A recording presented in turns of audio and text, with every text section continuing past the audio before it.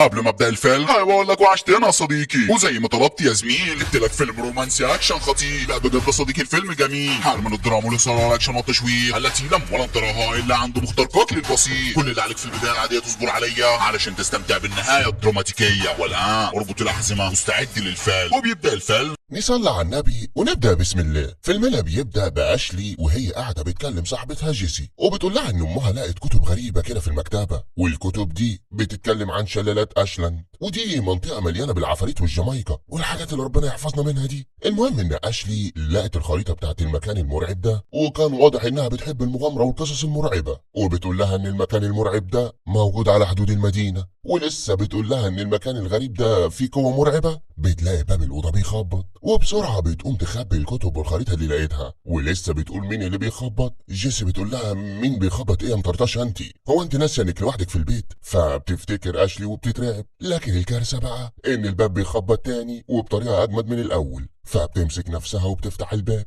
بس ما كانش في حد. جيسي قالت لها يا ست اتصلي بالحاج امك وشوفيها فين، بدل ما احنا هنعملها على نفسنا كده من الرعب. بس اشلي بترفض وبتخرج تدور في البيت. وهنا بقى يا عزيزي نربط الاعزمه عشان شكل الحفله هتبتدي بدري. فجاه بنلاقي جامايكا اللي واقفه دي، بس الحمد لله اشلي ما بتقدرش تشوفها. وبتدخل اشلي وبتعرف جيسي ان البيت فاضي، ويا دوبك بتقفل باب الاوضه من هنا وهوبا بيخبط جامد من هنا. فبتتصدم اشلي وبتتمسمر في مكانها. والمشهد بيتنقل على واحد اسمه تشاك، وكان مع مراته ماري، وكانوا في طريقهم لنفس المدينة اللي أشلي فيها، وده عشان يأجروا بيت هناك. وبيكون البيت جميل من بره ومن جوه، وبيستغرب تشاك من سعر البيت على مساحته الكبيرة دي. فبيقول للسمسارة ازاي بيت زي ده يبقى رخيص كده، اوعي البيت يكون فيه عفاريت زي افلام الرعب اللي بنشوفها في فيلم في الخلاصة. طبعا قالت له ما تقلقش، ده كان معروض للإيجار من حوالي 3 سنين بس ما فيش حد شافه، ونصيبك انت بقى. وشوية وبتوصل إيزابيل أخت تشاك، وبنعرف إن تشاك جاي يعيش في المدينة دي مخصوص عشان يكون جنب أخته، بدل يعني ما تعيش هي في السكن الجامعي لوحدها. وبتقول بوني السمسارة لإيزابيل ده انت هترتاحي في البيت ده راحة ما اقولكيش. وبعد ما بيستقروا في البيت بتبدأ العيوب تبان، وكان كل لما يحصل مطرة البيت يغرق على الآخر. وطبعا تشاك ما كانش عارف يعمل ايه، وماري كانت عايشة مع نفسها في الاستوديو بتاعها، اصلها فاشن ديزاينر ومقضيها لايفات 24 ساعه. المهم تشاك شاف المانيكان واتجنن، وبيقول لها هو انت جبت المنيله مرسى دي معانا؟ قالت له انت عارف انا ما بستغناش عنها، اصلها يا عزيزي مع ماري من بدايه شغلها، يعني زي ما تقول كده حته عزيز عليها حبتين. بس تشاك واضح كده انه ما كانش بيحب مرسى، فبياخد بعضه وبيطلع يشوف الميه اللي بتنقط دي جايه منين. وبالصدفه بيقابل جاره لاري، وبيقول له انا كنت فاكر ان البيت الهم ده مش هيلاقي شاري خالص، انت ايه بس اللي خلاك تشتريه ولا تأجره؟ تشاك قال له ليه كده بس، هو ماله فيه ايه، ما زي الفل اهو.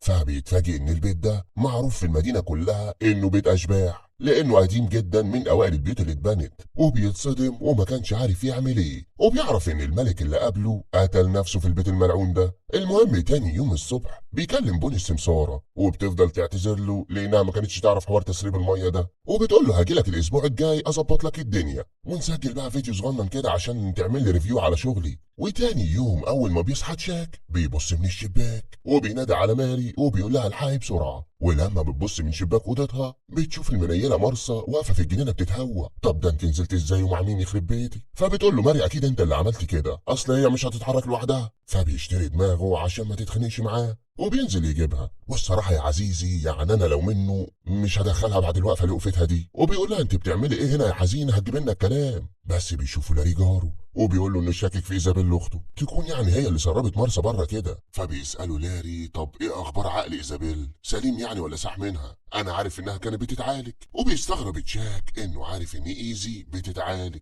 وكمان بيطلع عارف بحادثه امهم وانها ماتت في حادثه وهي راكبه مع ايزابيل، وايزابيل هي اللي كانت سايقه العربيه. وبيعرفوا كمان ان المدينه النحس دي اغلب اللي بيموت فيها بيبقى حادثه او انتحار. واحب اقول لك بقى يا عزيزي ان لاري ده الصندوق الاسود بتاع المدينه. وبيعرفوا كمان ان اغلب الناس اللي بتعاني من الاكتئاب هم اللي بيحصل معاهم الحوادث دي. وفي اخر كلامه بيقول له خلي بالك بقى من ايزي كويس، انت عارف انها في حاله اكتئاب من ساعه حادثه امها. ولما بتنزل ايزي لاري بياخد بعضه وبيمشي. ولما بينادي عليه تشاك بيقول له دور كويس في المكتبه واقرا عن تاريخ المدينه القديم ده. وطبعا تشاك ما بيكدبش خبر وبيروح على طول على المكتبه. وهناك بيقابل اشلي، وكانت في حاله غريبه وتحس ان مخها فوت على الاخر، وما كانش على لسانها غير كلمه واحده وهي يا ريتني ما عملتها. وبتفضل تقول له اسمع مني كويس ابوس كعبينك، سيب الكتب دي واخلع من المدينه كلها قبل فوات الاوان. بس تشاك ما حطش في دماغه وقال انها واحده مطرطشه ومش هياخد على كلامها، وبياخد الكتب وبيروح على الكاشير. ولما بتاعت الكاشير بتشوف الكتب بتقول له انت بتدور على شارع فورست ليه؟ وبتعرفوا ان كل اللي اخد من الكتب دي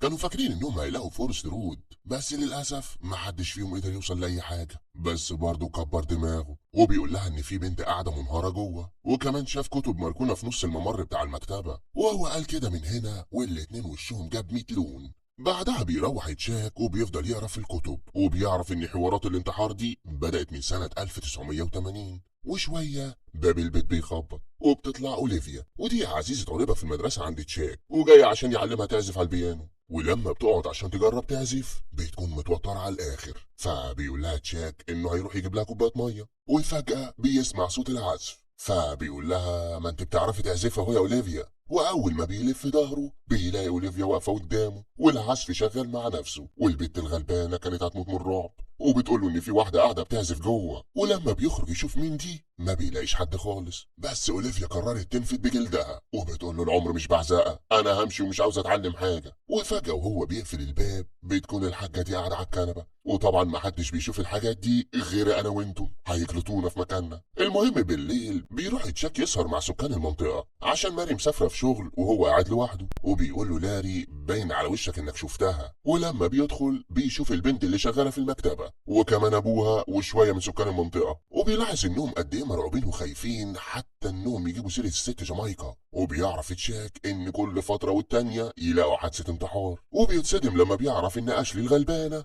انتحرت اللي كانت في المكتبه. فتشاك بيسالها انتوا ليه بتتجمعوا في الدار كده؟ حد ماسك عليكم حاجه يعني ولا ايه حكايتكم؟ وليه كمان باين عليكم الرعب ده كله؟ فبيقرروا يقولوا له بقى على المستخبي اللي هيخليه يضرب نفسه 100 30 جزمه. وبيعرفوا واحد منهم ان اللي بتعمل كل الحوادث دي كلها واحده اسمها هيلين فوستر، وانهم مش عارفين يوقفوها. وبيرد التاني وبيقول احنا لو لقينا فورست رود هنقدروا نوقفوها، وده المكان اللي عاشت فيه هيلين قبل ما تقتل نفسها. بس للاسف محدش عارف يوصل للمكان ده خالص. وشويه وبيقوم لاري يلف لفه في المكان وبيلمح هيلين، وبيعرف انها موجوده، وكمان سمعهم وهم بيقولوا انهم عاوزين يدمروا البيت اللي كانت عايشه فيه. فكل واحد فيهم بيخاف على عمره وبيقولوا بصوت عالي احنا اسفين يا صلاح، وبياخدوا بعضهم وانظر رن بسرعه قبل ما تحضر وتقلب عليهم المكان كله. ولما بيقوم يتشاك عشان يمشي بيسمع صوت غريب، واول ما بيدخل عشان يشوف الصوت جاي منين بيتصدم لما بيلاقيها قاعده، واول ما بتحس بيه بتلف له على طول. فبياخد بعضه وبيطلع يجري من المكان. وتاني يوم الصبح بتكون بوني موجودة عشان تظبط بقى عقود البيت، وإيزي بتطلع عشان تشوف أوضتها. وأول ما بتفتح النور بتكون هيلين واقفة، بس برضه إيزي ما بتشوفهاش. وبالليل بيدخل يتشاك عشان يطمن على أخته، وبيلاقيها بتسجل أحداث يومها، وبيعرف منها إن الدكتور بتاعها هو اللي نصحها بكده كنوع يعني من أنواع العلاج النفسي. فبيفضل يدردش معاها شوية وبتعجبه رسوماتها جدا، وكانت رسمة بيت صغير. ولما سألها بيت مين ده ما كانتش فاكرة أصلا هي رسمته إمتى وفين، بس كل اللي فاكراه إنها رسمت أغلب الرسومات دي بعد ما سابها هي وأمها وراح عاش لوحده. وبيقولها إيه رأيك تساعديني بكرة في رص المطبخ زي ما أمنا كانت بتعمل معانا؟ فبتوافق على طول، وبتفتكر أمها لما كانت دايما بتقول إن الأطباق مش هتترص لوحدها، وبتفكروا إنها كانت دايما بتحط لهم ورقة بتقول كده عشان كل واحد يرتب مكانه أول بأول. ولما بتحاول تنام بتحلم بأمها وبتفتكر يوم الحادثة لما كانت معاها في العربية، وبتقوم مفزوعة من نومها بس بتسمع صوت زعيق. ولما بتقوم تشوف في ايه بتلاقي الباب بتاع اوضتها عليه خرابيش، وبتعرف من ماري ان مارسا لقوها تاني في الشارع. فبتقول لتشاك انها استحاله تعمل كده لوحدها، اكيد يعني ما زهقتش وطلعت تتهوى. وتشاك بياخد المنيله وبيروح يطلعها لماري احسن تطلع عينه. وبالليل بتكون سهرانه ايزي تعزف على البيانو، ولما بتلاقي تشاك وشه مهموم بتقعد تدردش معاه، وبتعرفه ان في بنت في مدرستها اسمها اشلي انتحرت. وبتعرفه كمان ان زميلها لوك قال لها ان المدينه دي بيحصل فيها حوادث غريبه، وبتفضل تحكي لاخوها قد ايه هي حزينه من يوم موت امها وانها عايشه بالمهدئات. فبيحاول تشاك يهون عليها احساس الذنب، وبيقول لها ان حادثه امها قضاء وقدر، مش عشان هي اللي كانت سايقه يعني، مش انت السبب فيها، بس ايزي ما كانتش قادره تتخطى اللي حصل. وبتاخد بعضها وبتطلع اوضتها. وتاني يوم الصبح بيروح لوكا عشان يزور ايزي، وبيقول لها انه شاكك انها شافت جامايكا عشان ما فيش حد في المدينه بيسال كل الاسئله بتاعتها دي غير لو حد حس بحاجه او شاف اي حاجه غريبه. وبيعرفها ان الاشاعات بتقول ان المدينه كلها مسكونه. ولسه بيكمل كلامه بيلاقوا ماري بتخبط عليهم، وبتسأل ايزي لو كانت دخلت الاستوديو بتاعها، بس طبعا محدش كان أمن مكانه، فبتسيبهم وبتروح تكمل شغلها. وبيكمل لوك كلامه وبيعرف ايزي ان كل اللي بيحصل في المدينة ورا واحدة اسمها هيلين فوستر، وبيحكي لها حكاية بنت هيلين، وبيقول لها انها كانت دايما العيال بيتريقوا عليها في المدرسة، وان هيلين راحت كتير اشتكت عشان نفسية بنتها، بس للأسف محدش اهتم بكلامها، وان بدأت بنتها تتأثر من كتر التنمر وما قدرتش تستحمل وقررت انها تخلص على نفسها. ومن وقتها وهيلين حالها اتغير وسابت شغلها وخلصت على العيلة اللي أولادهم السبب في انتحار بنتها، وبعد كده خلصت هي على نفسها. ولما سألته إيزي على بيت هيلين قال لها إن محدش عارف هي كانت عايشة فين، لدرجة إنهم مش لاقيين عنوان بيتها على خريطة المدينة. وتاني يوم الصبح بتقوم إيزي تسجل اللي بيحصل معاها كالعادة، وبالليل بتخرج مع ماري عشان تحضر معرض رسومات، وبيفضلوا يدردشوا سوا. وفجأة بيسمعوا صوت صريخ، وبيلاقوا واحدة من الموجودين بتشوف فجأة في الصور شكل شبح على هيئة ست، وبتفضل تصرخ وبتلم عليها الناس، وبسرعة بيغطوا اللوحة وبيخرجوا كل الناس من القاعة. وبعد ما ايزي بتنام بتحس بضوء عالي في اوضتها، ولما بتقوم بتلاقي نور الدريسنج مفتوح، فبتقفله وبترجع عشان تنام. واول ما بتحط جسمها على السرير هوبا النور بينور تاني، فبتقول يمكن اللمبة علقت ولا حاجة، وبتقرر انها تفك اللمبة خالص عشان تريح دماغها. واول ما بترجع للسرير بتلاقي النور نور تاني، فبتترعب وما كانتش عارفة تعمل ايه. ولما بتلف وراها بتلاقي اللمبة جنبها عادي جدا، وهوبا بتشوف ايد سودا بتطلع من ورا الباب، وبسرعة بتقوم مفزوعة وبتلاقي نفسها طلعت بتحلم. بس للأسف يا عزيزي بتشوف جنبها اللمبة، يعني اللي شافته ما كانش حلم. فبتاخد بعضها وبتخرج مع لوك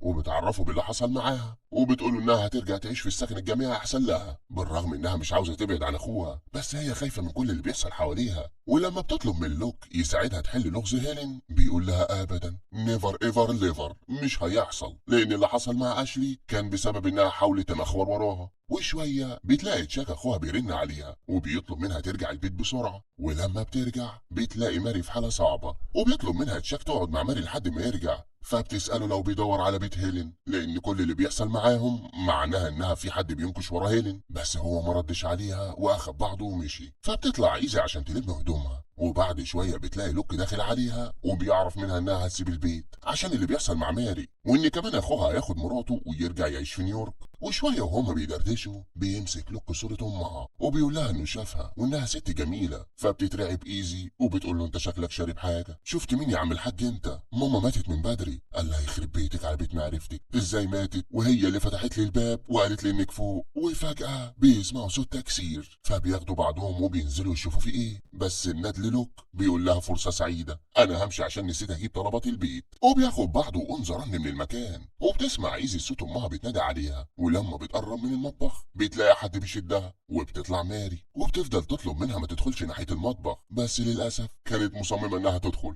وأول ما بتقرب بتلاقي هيلين في وشها، فبتاخد ماري وانظرن بسرعة، وكل واحدة فيهم بتدخل تستخبى في أوضة. وبتسمع إيزي صوت صريخ ماري. فتعالى بقى معايا يا عزيزي حتة فلاش باك أحكي لك شوية حاجات من اللي حصلت مع ماري. في الأول كانت بتلاحظ إن المواعين بتكون مرصوصة بشكل غريب، وكانت بتلاقي جواب محطوط عليهم، فكانت بتفتكر إن إيزي هي اللي بتعمل كده عشان يعني تشاك حكى لها إن أمهم كانت بترص المواعين كده. وكمان في مرة كانت طالعة لايف تعرض شغلها، ولما بتقوم تدخل الأوضة التانية بترجع تلاقي مرسى حاطة وشها في الحيطة. وقت ما راحت سألت إيزي لو دخلت الاستوديو بتاعها، وطبعا ما كانتش الغلبانة اتحركت من مكانها، وكل اللي جه في بالها إنها بتجيلها تهيؤات. وأخيرا موقف بقى كانت طالعة لايف برضه، وبنشوف الحزينة مرسى بتحرك ايديها من وراها، والغلبانة ماري ولا حاسة بأي حاجة. وكان كل اللي في اللايف عمال يتصل عليها وهي فاكرة انهم عاوزين يطلبوا شغل، وما كانتش تعرف انهم عاوزين يلحقوها. ولما بتقوم تخرج من الأوضة بترجع ما بتلاقيش مرسى موجودة خالص، ولما بتدور في الأوض بتلاقيها واقفة في أوضة النوم. فلسه بقى هتستغرب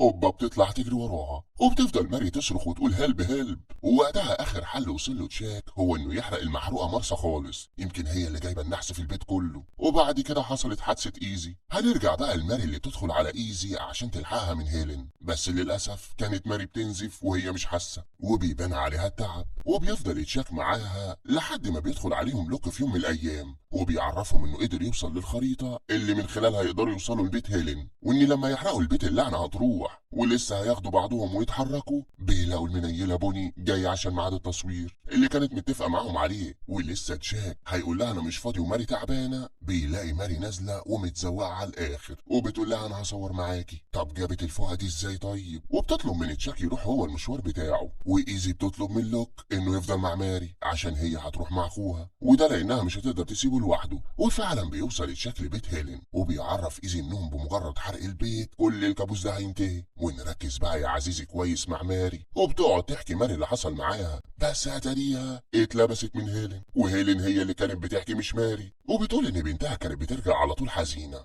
من معامله اصحابها ليها، وكل الموجودين كانوا هيموتوا من الرعب. وبتعرفهم انها مش هتبطل تنتقم من اي شخص يدخل البيت ده لانه كان بيت العيله اللي اتسببت في انتحار بنتها. في الناحيه التانيه كانت تشاك لقى الصندوق اللي هيلين حاطه فيه الجواب، وكانت بتحكي فيه كل اللي حصل معاها. وايزي بتطلع عشان تستكشف البيت، وبيفهم تشاك من الجواب ان اي حد هيدخل البيت هيبقى مفقود. وبيفهم انها بتتكلم عن البيت اللي هم فيه دلوقتي، وبسرعه بيجري عشان يلحق اخته. بس للاسف كانت هيلين سيطرت عليها، وبتقول له هي دي الرسومات اللي ما كنتش عارفه انا رسمتها ليه، واتاريها كانت رسمه البيت ده. ولما بيجري تشاك عشان يلحق ايزي للاسف بيروح معاها، وبتفضل هيلين مكمله في انتقامها. اي حد يقرب من البيت الملعون ده بتخلص عليه هو وعيلته، زي ما عملت مع تشاك واخته ومراته. يعني مفيش حد بيفضل في الفيلم غير المخرج والمصور. وبيخلص الفيلم على كده. اللايك يا عزيزي وما تنساش تقول لي رايك في كومنت، واشوفكم الفيلم الجاي.